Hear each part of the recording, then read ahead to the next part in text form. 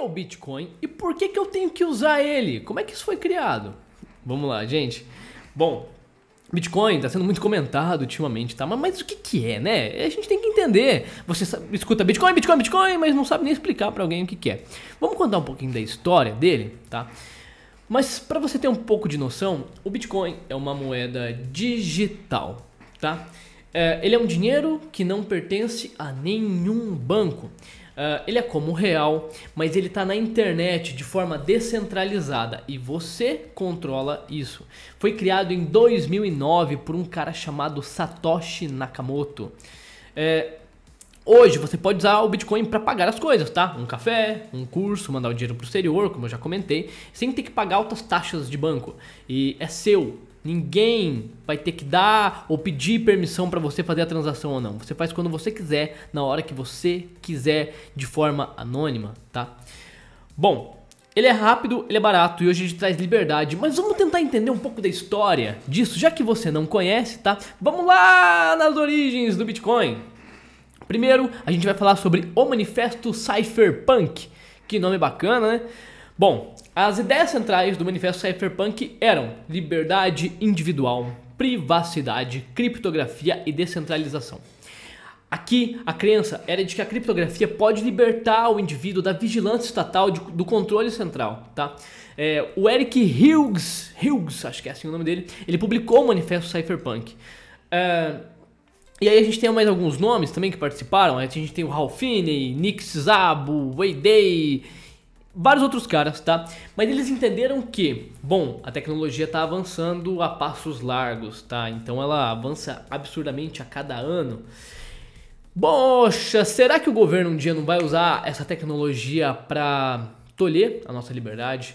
Para dizer o que a gente vai fazer, comer, andar, vestir, comprar ou vender, tá? Bom, as formas de controle estão aumentando, né? Então, aqui era a ideia do Manifesto Cypherpunk. Vou deixar o link para você aí na descrição, tá?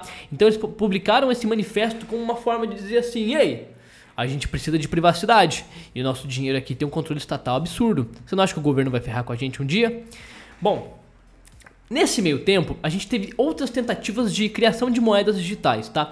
O Nick Szabo, um desses caras que participou, ele tentou fazer o BitGold por volta de 1998, tá? Ah, outra coisa, o Manifesto Cypherpunk foi em 93, tá bom?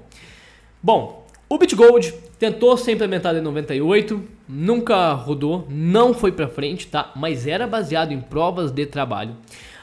O Wei Day tentou fazer o B-Money em 98, também não foi pra frente, mas está mencionado no white paper do Bitcoin. White paper é uma nota, tá? É uma nota que foi lançada ali junto com o Bitcoin, para você não ficar perdido. E a gente também teve o Hashcash de um cara chamado Adam Back, criado em 97 como um sistema anti-spam.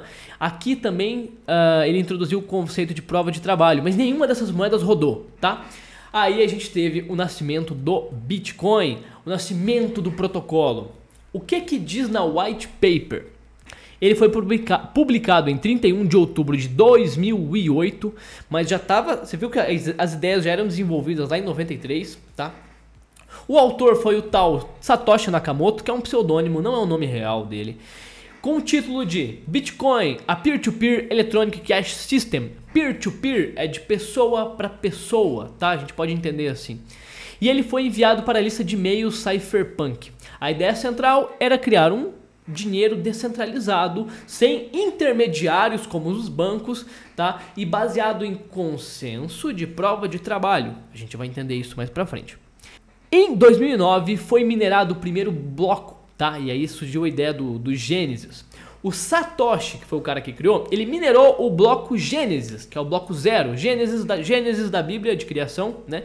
E continha a frase: The Times, dia 3 de janeiro de 2009, Chancellor on Blink of Second Bailout for Banks. Isso aqui era uma crítica, tá?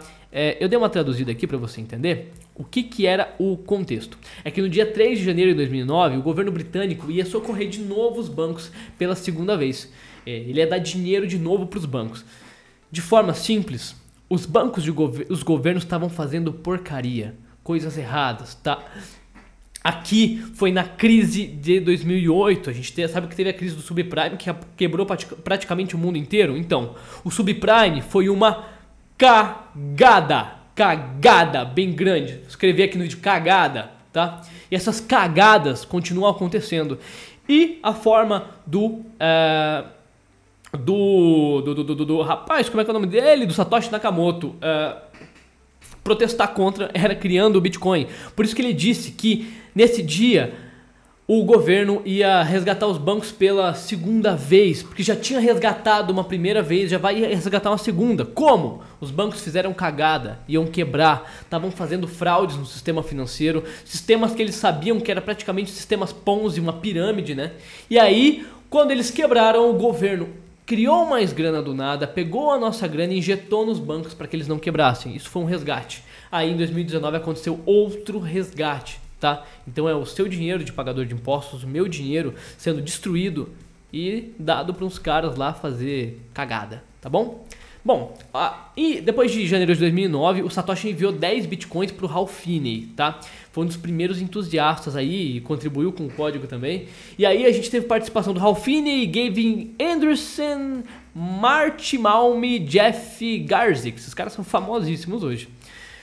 E aí a gente teve a primeira compra com Bitcoin, que foi o quê? Um cara chamado Laszlo Hanieks, deve ser russo. Ele comprou 2 pizzas por 10 mil bitcoins, tá?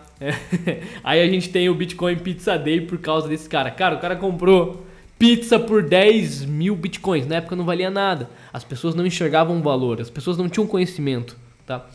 E aí, gente, a gente viu que o Satoshi desapareceu. Ele nunca mais, né, apareceu por aí. Ali em 2011 a gente viu alguma atividade dele, depois não teve mais nada. E ele deixou o desenvolvimento do Bitcoin nas mãos da comunidade. Nunca mais foi visto. É só um pseudônimo, o cara deve estar vivo por aí, né? Bom, ali em 2010 e 2013 a gente teve exchanges de um mercado crescendo. Exchanges são uma corretora, tá? Uma das primeiras foi a MT Gox. Não sei se deve existir hoje. Mas a gente viu preços subindo, né?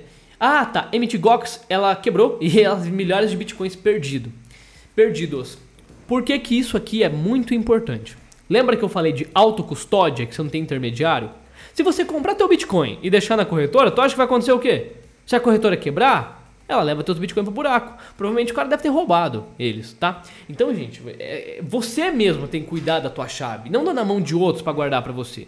Se você faz isso hoje, você é uma topeira, tá? Você tá jogando toda a funcionalidade do Bitcoin no lixo, que é você mesmo cuidar. Se você tivesse diamante na sua casa, você ia dar na mão do teu vizinho para ele guardar para você ou você mesmo ia guardar? Pois é, seu vizinho pode te roubar, né?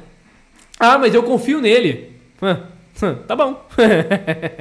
Bom, a gente teve mais alguns conceitos para serem implementados, como a escalabilidade e aí tamanhos de bloco também. A gente vai adentrar nisso, só estou passando a história para você. A gente teve algumas inovações em 2017, o código foi se aprimorando. A gente teve ali a implementação do SegWit em 2017, que otimizou as transações com Bitcoin. E a gente também teve a segunda camada, que é a Lightning Network. Ali, então a gente está consolidando mais protocolos ali dentro do Bitcoin. O que é bacana, gente, do Bitcoin? Como ele teve uma adoção muito grande, a gente tem uma rede absurda de programadores melhorando o código. E quando alguém tem uma melhora, alguém concorda com essa melhora, ele publica. Todas as pessoas vão entender que aquilo é bom ou não.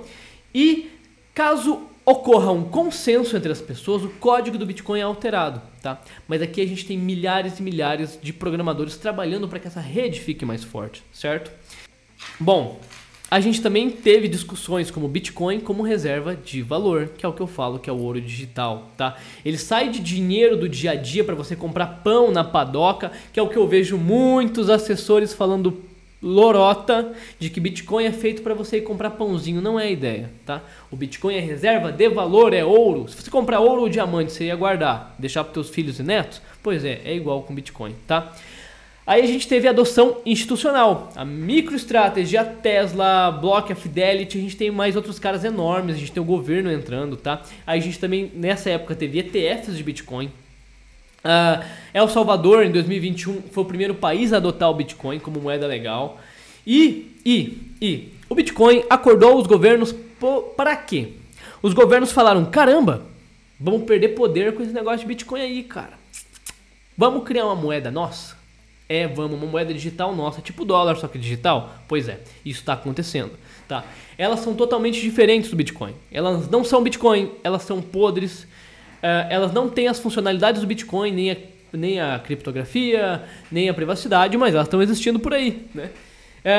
A China, a Europa, os Estados Unidos também tentaram regular o Bitcoin, não conseguiram. Olha que maravilha. Nenhum governo pode controlar essa moeda, mas eles tentam, né? E o nosso cenário atual é de que a gente tem ETFs de Bitcoin aprovados nos Estados Unidos, a gente tem a adoção institucional de grandes bancos e fundos de investimento, porque eles viram que eles estão perdendo tempo, ou eles embarcam no bonde, ou eles ficam para trás, né? E a gente está percebendo agora o Bitcoin.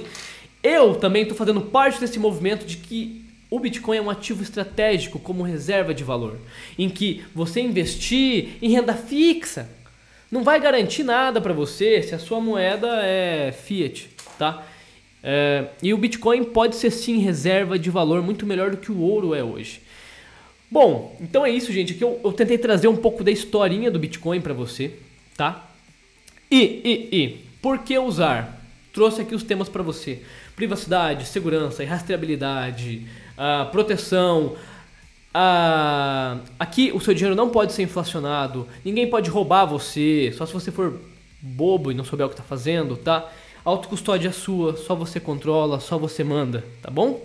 Então é isso, gente. A gente tem mais motivos para usar o Bitcoin, mas eu vou falar aqui nos outros vídeos, mas acho que você entendeu um pouquinho da história, tá bom? Valeu, gente. Tamo junto.